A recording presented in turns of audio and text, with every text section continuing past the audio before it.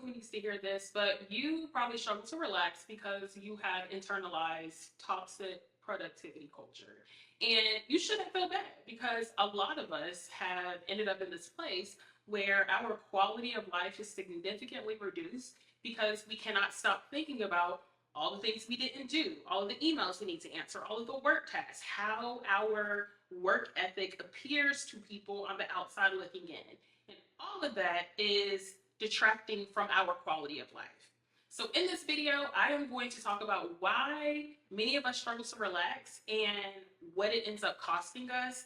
And I'm going to give you a few suggestions on how you might move forward if this is your primary orientation. If you're new here, I am Dr. Shanice Jones Cameron, aka the Modern Wellness Scholar. Here we talk about personal growth, we talk about goal setting, time alignment, and moving forward in life in a way that we are being most authentically ourselves as well as confident in our decision making. So I want to talk about where this idea comes from. This idea that rest and relaxation has to be earned only after you have worked yourself and ran yourself into the ground. Now, I live in the United States, so that's the vantage point that I'm speaking from. But because we live in a capitalist society where so much of our identity is wrapped up in what we do and the work that we do, I think this provides a solid foundation for many of us to develop these toxic ideas about work. Even if we think about us being very young in elementary school, our early socialization teaches us that we get awarded for a honor roll or principal's list, depending on where you're from. Perfect attendance is something that we should aspire to. And we are recognized and awarded for putting in all of this hard work. And I'm not saying that awards are inherently bad or anything like that, because they have their place and they can be very motivating. But at the same time, I think what this does inadvertently is it primes us and conditions us to think about how we perform work. We start developing this desire to have all of these accolades and to be recognized. We also are being conditioned to make our hard work legible to everyone else. So there's definitely this kind of performative aspect of toxic productivity culture that we are socialized into. What often goes along with that is this notion and this idea that if it doesn't hurt, if it's not painful, that we're not working hard enough. And I don't think that mindset is serving us. Because if you are busy, if you're constantly unsettled, when it is time to relax, what quality of life do we really have? I did grad school with 3 small children. I started my PhD program with 8-month-old twins, and our oldest daughter was 2. And so I was constantly trying to navigate this world of being a graduate student who's taking graduate classes, being a mom to 3 children, including twins, being a wife whose husband is commuting. So it was all of these identities and all of these roles that I had to take on. And I just remember never feeling settled.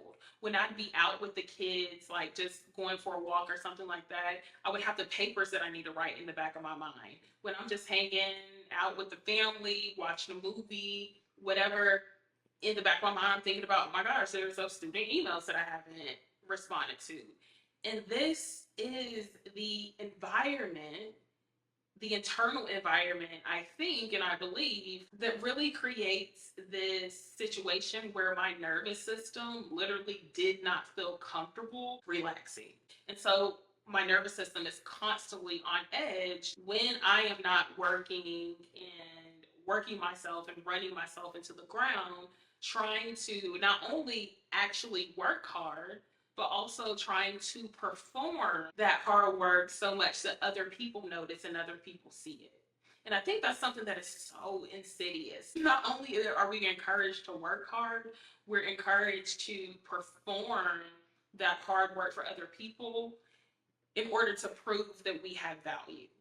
So this toxic productivity culture is likely the underlying animating reason why you have such a hard time relaxing. So in recognizing that toxic productivity is a thing. I have set some boundaries in order to keep myself from falling completely into this mindset and just surrendering to this mindset.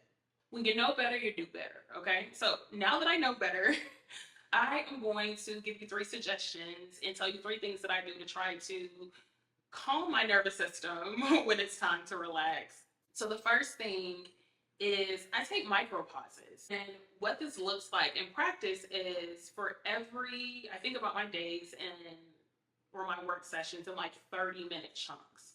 I'll spend 20 minutes working, so like working on my scholarship, my research, writing, teaching, and things like that. And then the other 10 minutes will go to something that I wouldn't necessarily have to force myself to do, just something that is creating space for creative expression or even just taking a break. And this makes a tremendous difference. So, for example, if I know that I am teaching a class tomorrow or the next day, I'll spend 20 minutes like prepping for my class, reading the article or the textbook chapter, writing notes, and working on my lecture. And then 10 minutes out of that 30 minutes is going to go to something like me just taking a moment and sitting on the balcony and drinking a matcha, or me scrolling through Instagram and reading the shade room or the neighborhood talk. Things that I would likely do if I was trying to procrastinate from the work that obviously I may not be as motivated to do. But even outside of that, sometimes I'll even spend that 10 minutes working on my business. I am a time alignment coach, and so I need to create content and email my list and all of the other things that one does as a business owner. And I'll even segment 10 minutes out of that 30 minutes to work on my business. And so, what I encourage you to do is to take those micro pauses because they're going to give you more motivation to do the things that you absolutely have to do, as well as they are going to keep you open and free flowing with your creative expression, which is only going to help you do the things that you quote unquote have to do. So the second suggestion that I have is to make small to-do lists. This is something that I struggle with significantly in the past, as well as this is something that I see my clients doing. When you make these long to-do lists, so often we are just setting ourselves up for failure. And when you set yourself up for failure, that just ends up killing your confidence bit by bit, piece by piece. Because when you think about it, a to-do list is, I would say, an informal contract that you have with yourself. The problem with these long to-do lists is that when you don't complete everything on that to-do list, when you don't fulfill that contract that you have with yourself, that's where you start saying, like, I never follow through. I never finish anything. I feel so unsettled because I'm trying to do all these things and I never make it through and I never do what I say I am going to do. So the antidote to that, and it may sound a bit counterproductive as well, it is to create super small to-do lists. I'm talking about 2 to 3 tasks maximum that you are going to try and complete. And these 2 or 3 tasks should not be these huge projects. They should be these little tiny micro tasks that aggregate to this bigger goal that you may have. And what this does is it retrains your brain to see that you can follow through and you can create things. So often, and it's wild, like so often I will put stuff off and say, like, okay, I'm going to do that on Wednesday when I have this huge chunk of time that is going to allow me to write this section of my art. What I found is that when you put off things to another day, when you have this huge chunk of time, you end up oftentimes not starting or starting way later than you should.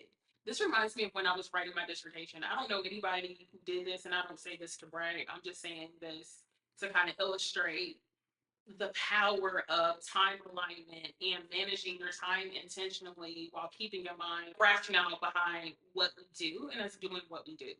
But I wrote my dissertation in about 4 months. For fuller context, I had already collected the data, done all the interviews, had a lot of the literature already annotated, but the actual writing portion took about 4 months.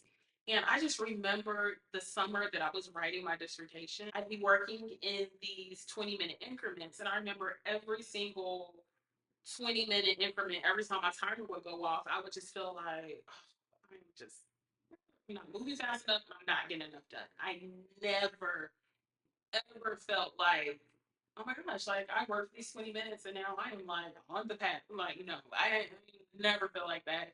I feel like every single one of those 20-minute sessions, like I should be doing more, I should have finished more. I'm not going to finish my dissertation in the time that I want to finish it. But what ended up happening is I just kept plugging away. And before I knew it, I'd look and be like, oh, those 20 minutes really added up. I finished that section. Then I finished that chapter. Then that 20 minutes kept adding up, and I finished another chapter, and then another chapter, and then another chapter. And what I have to constantly remind myself now is that when you are taking these small, consistent steps, when you are breaking down items and tasks on your to-do list into these micro tasks, that the consistency and the intention is building the momentum. So finally, the third suggestion that I have, and I know this is going to be so hard for the high achievers among us because you are me and we are each other if you are a high achiever. But the third thing that I suggest is to give yourself permission to leave stuff undone, to not finish things.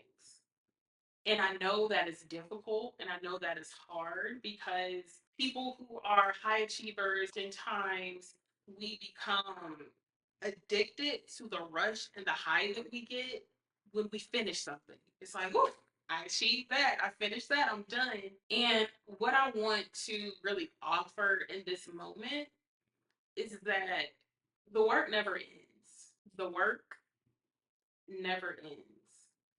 And when I finally accepted that and accepted that I can leave this task undone, it'll be okay, I can come back to it tomorrow, it's so great. Give yourself permission to leave things undone. And I want to challenge you like the next time you push yourself to send that email before you are free to go eat dinner, or you force yourself to wrap up that task so you can email it to your supervisor to prove that you were doing all the things and you were doing all the work. I want you to check in with yourself and see how that feels in your body. Do you feel it in your stomach? Do your muscles feel tense because you were literally like white knuckling it and saying, I have to finish this or I cannot turn my attention to anything else? Does your head hurt? Does your chest feel weird? I really want you to pay attention to how it feels in your body when you are just trying to force yourself to do that one more task just so you can say that you finished. So give yourself permission to leave things undone. So if this video resonated with you, go ahead and watch my next one, Productivity Hacks versus Time Alignment. We are going to continue this conversation and we're going to also kind of expose why this new planner or the next productivity hack that you read about on Pinterest, why it's not working for you the way that you may hope. Thank you so much for watching. Once again, I'm Dr. Shanice Jones Cameron, the Modern Wellness Scholar. I will see you in the next video.